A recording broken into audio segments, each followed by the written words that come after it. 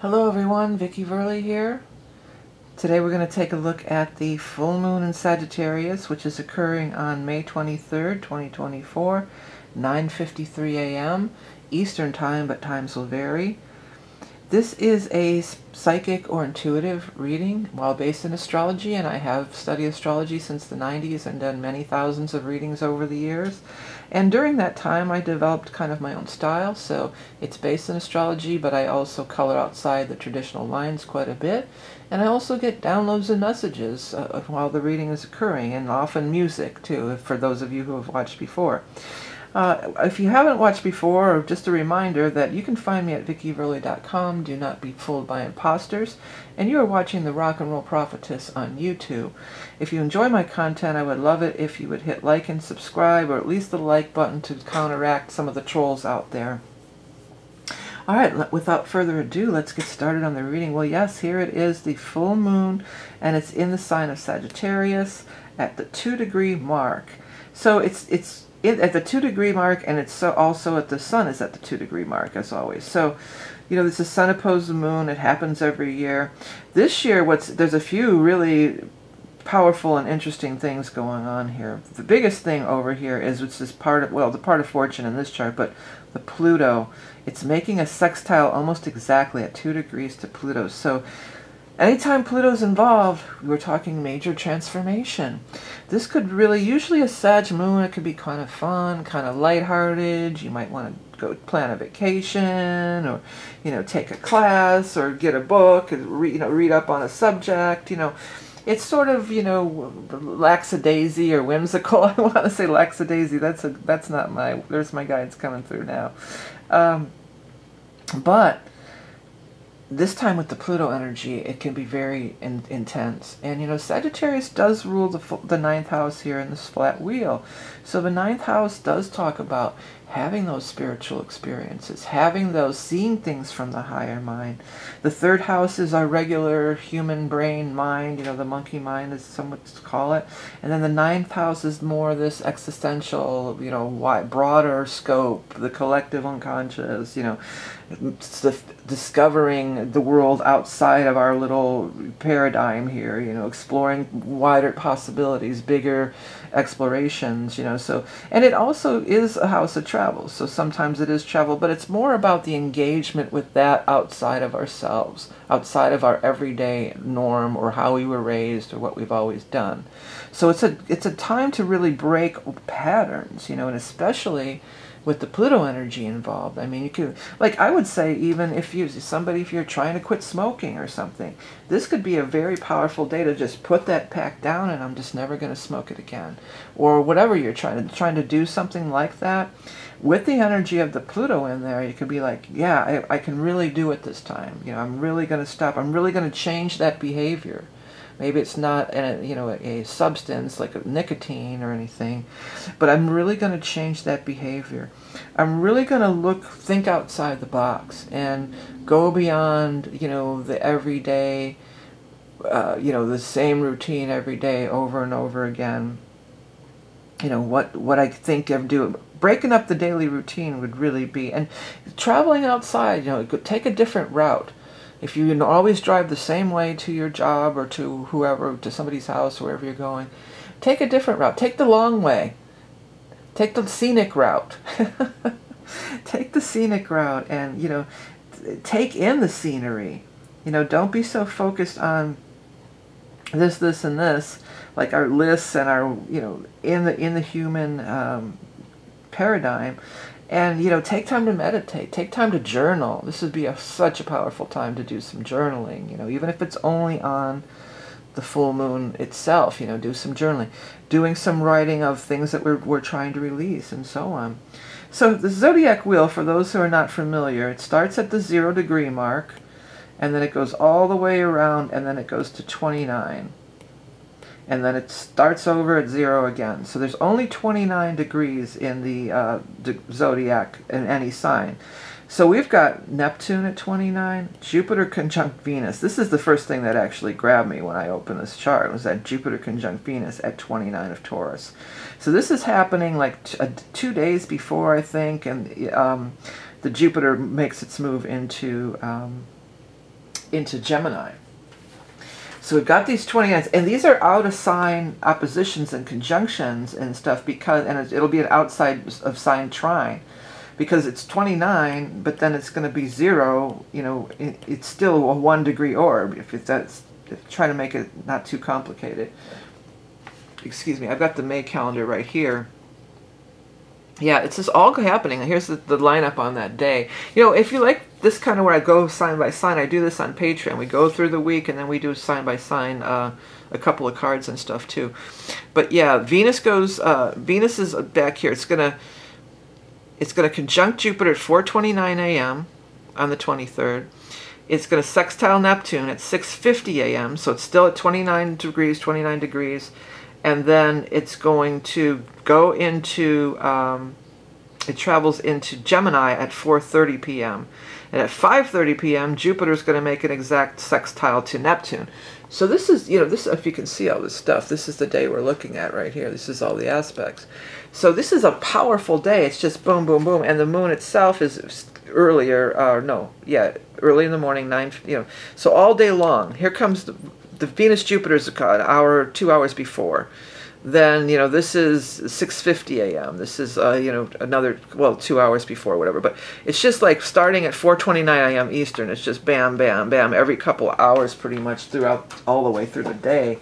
These major aspects are direct. And even if you don't have to wait till 4:29 p.m. or whatever I said, you know, this is happening. You know, this energy is happening. It's in the air. It's in the zeitgeist. And even to some degree, the Uranus is in there, 23. But these 29s, they're called critical degrees, okay? And a critical degree is 29. It means kind of like last chance. Last chance. Especially with some of these bigger ones. Jupiter, it's a year-long process. But Neptune, this is a long time. I think it's about 15 years or so. It's a long time. And Neptune's not going to jump into Aquarius that anytime soon, I don't believe. It's going to go retrograde. I mean, jump into Aries, I should say. Yeah, it's going to go retrograde. I don't think it's going to go into Aries anytime this year. It's not till January of next year. So yeah, Neptune's not going to make that change or make that jump. Or 25, it'll do. Yeah, 2025 it looks like. I'm just going to double check some of these dates real quick while I happen to have the ephemeris handy. I've been doing the solstice readings, actually. If any of you would want to get in on the solstice reading, it'll be available. It's an astrology reading. Yeah, it's going to go retrograde here in July, so like within a month, less than a month, or about a month away from here, about 5-6 weeks. Yeah, so it's not gonna make that jump over. It's gonna go retrograde all the way back down to 27 degrees till in December, and then it's gonna go direct, and then we'll see it change signs into Aries next year and the end of March and early April. So it's not going to get there, but Jupiter's going to cross that line. But still, that 29, that's that critical degree. And the Jupiter, you know, it's joined with the Venus. The Venus does it every year and some change. You know, Venus, it takes Venus a little over a year, more than a year, but not 2 years. I don't know what it is exactly, how many months it takes it to go around the wheel. It travels pretty close with the Sun, you know. It can only be so many signs away from it. Mercury and the Venus, they're the inner planet, the personal planets, right? But this 29 degree, it's like this critical degree. What have we learned? What have we learned while Jupiter was in Taurus? And it's bringing in even the broader sense of this whole Uranus in Taurus. What has that brought into in our personal lives, but also into our collective? And this full moon is making an out of sign of opposition to this. And look at how it's shining this light. These are like light beams shining down on this. The moon wants to shine a light on this whole thing. Well, what have you learned? What has changed? What is coming to culmination? And Taurus is all very fixed. It rules a lot about finances and stuff, but it also rules creativity, and it rules music too. Taurus is music. So singing, it's the throat chakra. It's creativity. It's a food sign too. Tauruses are big foodies too. So it might have to do with food, nourishment, the earth, gardening, you know, planting in the earth, building houses even sometimes, you know, things like this, property, possessions, you know, these are all these things with the Taurian energy. But of course, in your personal chart, you have to look at what house it's in and what planet it's aspecting, and that's there is, you know, that would be the solstice reading. It's going to be the only transit reading I have, if you want to get in on that. Yeah, so that's intense. You know, this is culminating, coming to a head. And you bring in the Neptune energy, that psychic, that spiritual stuff. This is all our spiritual growth and tuning in. And it's like it's escalating because it's always somewhat elusive. You know, it's water energy, and it's always sort of floating in the waves. You know, it's always sort of floating in the waves and in under the water. And if you ever like listen to what comes to mind is if you talk underwater, you listen to, you know, it's all, it sort of sounds muffled. And then you come up out of the water, like say you're at the beach or whatever, you're under the water and you're hearing music, and it sounds different. But then when you pop up out of the water, you hear it clearly. That's really how the Neptune energy works. You know, it's sort of muffly, it's sort of elusive, it's sort of, you know, it's submerged. It's maybe not submerged in the water, but it's submerged in your subconscious mind, or in your, you know, in a different part of your brain even, or, you know, it's got that element, it's got that quality. But with the 29, it's feeling like it could really be, you know, amplified. Like, do you hear me? Can you hear me? Like your spirit guides are shaking you. Hello, can you hear me? I'm here, I'm here. Do you get my message? Do you get what I'm trying to say? And then Saturn is bridging the gap. Saturn just being in Pisces is bridging the gap to allow for that communication to take place. Also, the Saturn is sextiling. We got the Neptune sextiling the Jupiter, Venus, but then we've got the Saturn sextiling the Uranus too. So that's again wanting to bridge that field of consciousness and bring this stuff all down into, you know, into earthly resonance. That's what my guys are saying. Yeah, man, earthly resonance. Oh, totally a band name. I gotta write that down. Hold on. We can't let that one fly away. Earthly resonance. Band name. Okay. I got it. Alright, back to the reading. Yeah, so I just want to make one more note. Okay, yeah, I got it. Alright. I just put band, so I'll find that. I'll go, earthly resonance, what is this? If I don't put band on there, I won't remember. Okay, back to the reading here. But it's also, we got this 18 of Miss Lilith over here. Saturn is opposing Lilith. Now there's an interesting pairing or dichotomy, because Saturn is the god, you know, the father god, and he's all Mr. Old Paradigm, you know, the boss man, the pusher man, I always call him, you know, because he pushes, he makes things difficult, you know, that's his mode of operation, you know, it kind of makes things difficult to push you into the next situation. Well, Lilith isn't getting pushed anywhere, okay? Lilith is going to push back, you know, she's not going to be putting up with Saturn pushing her around or telling her, any man or anybody telling her what to do, you know. So there they are in the opposition. Luckily, it's kind of in these nicer mutable signs, you know, it's not like it's in, you know, some, you know, fixed signs or something. So it's happening in the mutable signs. So there is an element of softening to it. You know, Saturn is definitely softened in Pisces, and I would say that Lilith can be softened or tuned down, you know, toned down, you know, in the sign of Virgo to some extent. When I look at the, you know, this Lilith thing, this is, you know, very much about healing. You know, that's what the healing is very strong with this. And, you know, Lilith always, to me, carries this very scorpionic energy with her. You know, she's very much, you know, this strong presence, and, you know, they did all this stuff for her, to her, and she just was not, you know, she wouldn't be dominated. She wouldn't give in. It's like, I don't care what you do to me, you know. And that's that could be a very Scorpio thing, you know, that they can't, no matter how dark it goes, the Scorpio stands strong, you know, and look you right in the eye. What else you got? Is that all you got? You know, Scorpios are, they have that badass quality about them, you know.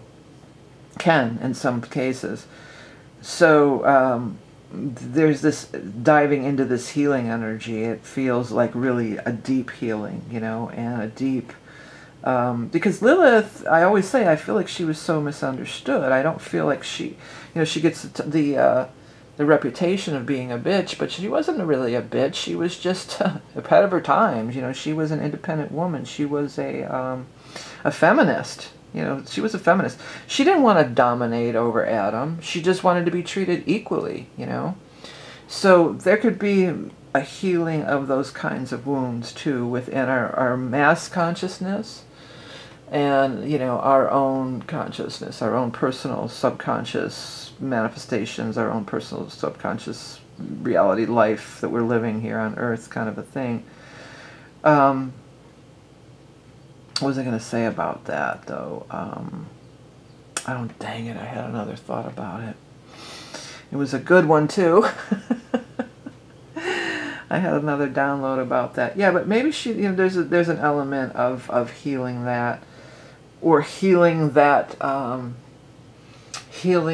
ego, because there is a very strong ego presence, with Saturn and Lilith both. But healing that need to be fierce, that need to stand so strong and be so strong and like the Nine of Rods in the tarot almost, let me pull that one out. It's kind of that, but more fiercely warrior-like, like more like this, like needing to, well, this deck, he looks sort of tired down, but tired out. But in some decks, it's like defending my territory, having that guard up and being so in your face, and going more into the Virgo energy, which is more of, let's just put the ego aside, let's roll up our sleeves, how can I be of service, let's get the job done, what needs to happen here to get this job done, going more into that mode of operation than this having to be ultra strong and fierce and the warrior all the time, and because there's this certain kind of Scorpio, that they get that hair trigger, you say blah blah blah, and all of a sudden, rah, they're jumping down your throat. That can be an element of that, and that Leo is somebody who's been messed with a lot, like she has. She's always ready to, always ready to come back and always ready to pounce, and defend. We can tone that down a little bit. We can tone that down and do that healing work, because the Virgo is very much about the healing, peacefully healing. But you don't see Virgos getting like that, all hyped up and trying to fight somebody. Even with all my years in the bar, if you've ever watched my videos, my family had a bar when I was growing up, until I closed it finally. After they all died, I closed it in 2008. But yeah, I grew up in the bar, and I've seen all sorts of. That was because back then too, the only astrology. I did tarot since I was 13, so I had tarot was always my main tool. But I also there was a great book, I'm sure many are familiar with it, called the Linda Goodman Sun Signs. All right, and that was the big astrology book. So I devoured that book. It just fell apart because I looked at it so much, and I memorized it all and learned from it. But then I put it to use.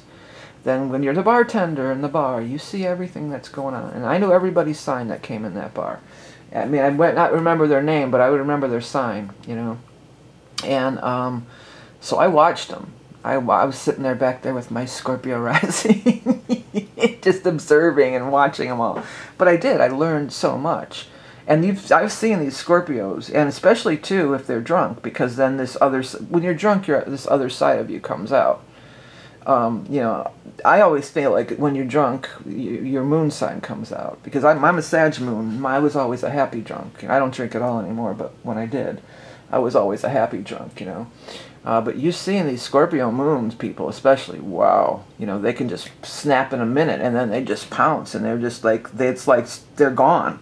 You look at their eyes, and their eyes are just these crazy, maniac eyes. They're just gone. Like something just takes over them. But you don't see Virgos doing that. I don't think I ever saw a Virgo doing that. But I've seen that in Scorpios. And I've seen that in Tauruses, too.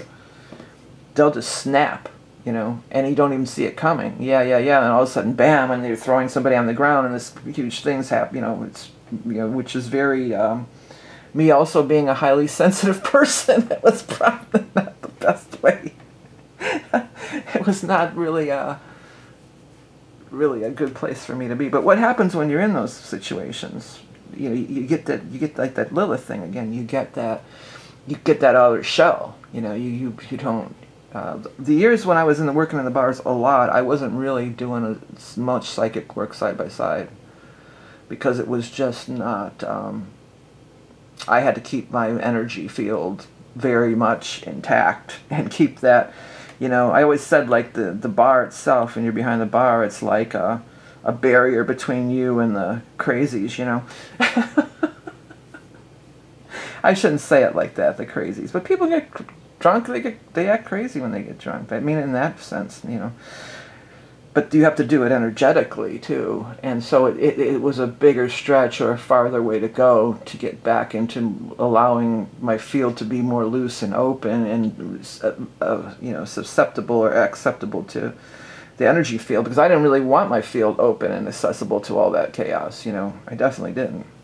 Whatever, I'm digressing. But there is this element of that, you know. Lilith and Saturn facing off could be, you know, it could get pretty volatile, you know. Hopefully, maybe it could be, you know, with the mutable energy and the, you know, the sextile to Uranus. Well, if you're embroiled in some kind of situation like that, where, you know, there's this ongoing thing, or you feel like you have to be Lilith, or do you feel like you're Saturn and you have to control everything, you know, all kinds of ways this can come through. You know, this Uranian energy, you try a different approach. You know, how's that working out for you? How's that trying to control everything working out for you? Is that getting the response you want? Or how is that, you know, ready to pounce at anything anybody says, or having your defenses always up? How's that working out for you? You know? Uranus, try a different approach, you know, try doing a different thing. And then also, because it's, you know, Mercury too is in there a little bit, you know, it's trying to do different things all the time, you know, and that's Gemini too. I think sixth house might be your daily routines, but I think of the third house that way too. Habits, these repeated things we just do over and over again, you know, wash, rinse, and repeat. We get up, we do this, we do that, you know, as we start our day, start your day a little different. You know, maybe start your day and just, you know, that catching yourself. That's how you break these habits. And this could be a time of breaking these big habits, like I said in the very onset of the reading. Yeah, so this is powerful. 29, it's the end of the road for some things in our life, whatever that might be, okay? All right, everybody. Well, hey, if you do like this kind of a psychic astrology reading, I do have the solstice reading. I'm fairly certain this will definitely be the last astrology reading for the year. Because in the fall, what I think I might do is more of an eclipse reading rather than the Libra Ingress. I might, or maybe nothing at all. We'll see what happens. And then I never do the winter solstice, the December one, because I'm always immersed in the year ahead readings around that time of the year. So, if you do want to get this kind of a psychic astrology reading, and we'll look at certain points at the solstice that's happening, you know, there's a whole bunch of stuff. There's a Jupiter trine Pluto at that point. Jupiter's already crossed over. That's one of the big things we'll look at. But we'll look at everything in your chart. Whatever transits are going on in your chart, we'll be looking at them, you know. And then we also pull an animal totem, so there's that going on. And also, if you haven't heard, my new deck is live on Kickstarter, the All-Seeing Eye Oracle cards. I'm so stoked and excited, and even by following, even if you can't really donate or don't have the money to be a backer, I hope you would if you can, but if you can't, that's all, you know, if you just go and follow the campaign, or you can also, any activation online always will stimulate the algorithm and then gets it in front of the more eyes of the people who would really enjoy it. In addition to be a round divination deck, it's also, the back of it is this cool pendulum board I want it to come with a mini pendulum and a tin and, you know, all kinds of cool stuff. So I'm trying to raise the money to get it printed, and I have all kinds of cool prizes and things that are going to be, you know, part of the whole package. And I'm running a contest related to that, and I'm going to be giving away some stuff. I'm going to be giving away 3 astrology reports of your choice. Three people will get it. You get 1 astrology report. 2 people will get a 1-question personal reading with me, astrology and tarot, and 1 person will get a soul portrait. How you can enter is you can go to the Kickstarter page, there'll be a link in the description. You can do. This is the most important thing. You've got to have this hashtag to be entered into the contest, because this is how it's going to be tracked. Okay, all seeing eye or oracle cards.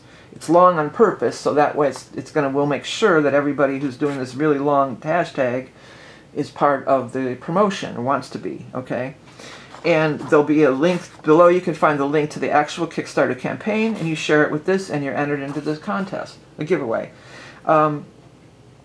Or you can go to, there'll be links to the official post on Instagram. You can share that video and with the hashtag, and then you'll be entered. Or you can do, there'll be a link to the official Facebook thing in the description of this video. So you can go there and share on Facebook, okay? This is going to run till June 6th, will be the end of the campaign. And then the winners are going to be picked by a random number generator. I'm going to get the hashtag, go search the hashtag. Everything's going to go on a spreadsheet then, to all people who entered with this hashtag. Then we're going to use a random number generator the week of the 10th, and you'll be contacted through whatever social media site that you shared on if you are the winner, okay? So this was a labor of love, and 9 months in the making, the human gestation period. There is some astrology in there, little bits here and there. There's the 4 elements: air, earth, water, fire. There is little bits of astrology in it, but more, it's just a divination deck, and it's more to activate your psychic thing. It comes with a guidebook to it, and the guidebook is just basically a jumping off point, because like astrology and tarot, you know, it grows over time. I did a search and there's over 50,000 tarot books. I didn't do an astrology search, but so that's just 50,000 interpretations of the Rider-Waite-Smith or the basic tarot. So, you know, they don't all say the same thing. It grows over time, you know, and there's lots of ways. I've been doing readings for so long, and one of the other things about this is there's certain things for the modern day in here that you know, tarot is so old school. You know, like people say, well, what kind of job would I do? Well, like, just look right here. Here's a couple of things that could be. You could be in the medical profession. You could be in the telecommunications profession. You know, there's also modern day things in here. There's the music. There's no music card in the tarot. You know, there's moving home card. There's herbal remedies. There's time. There's magic. There's luck. You know, there's the family tree, there's all the 4 elements. There's 50 cards. It's a 50-card deck. And one of the big things that I wanted to do was, you know, when people ask questions, because I've been doing readings, I started reading professionally in the 80s, you know. So I've been reading professionally since the 80s, and I've done many, many thousands of readings. I worked on the Psychic Friends Network back in the 80s. I did many, many events, psychic fairs. I've bounced in and out of it, but I mean, I've been back in it solid since 2013 or so, you know, just doing reading more than 10 years, just solid. But I mean, you know, over the years, and doing actual readings with people, you know, not just copying somebody I saw on YouTube and, you know, copying them. This all comes from my years of experience and field experience of being in the field and doing the actual readings with the people, and what kind of questions they ask and what comes up and what the universe is trying to show me, and different ways that, you know, it's like, well, there's nothing. I don't know how many times over the years I've said, well, there's nothing in the tarot that actually represents exactly that. And then you try to find these alternative meanings. Well, you don't have to here. It's right there in front of music. It's right there. Moving to a new house or fixing up your house. It's right there.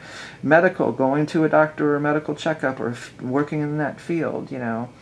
It's all right there. So 50 different cards. In addition to the main imagery on the cards, which are really pretty straightforward, on the sides of the cards, there's all this really cool little stuff. There's music notes, and there's all these little, there's the suns and moons and all kinds of stuff. So those are always good. There's an infinity symbol, you know.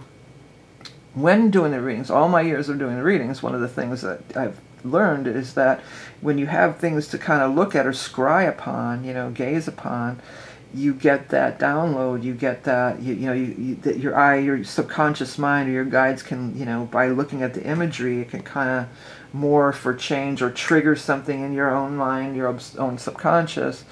And then, of course, you have the other side with the divination board, which also has all 12 astrology signs on it, too. So, yeah, it's so fun and cool. I mean, and seeing it here live after all my months of working nonstop on it, it's like a really big accomplishment.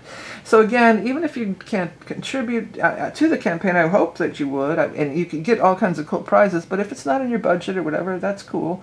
But if you can still participate by following the campaign and doing the sharing, and you can win the contest.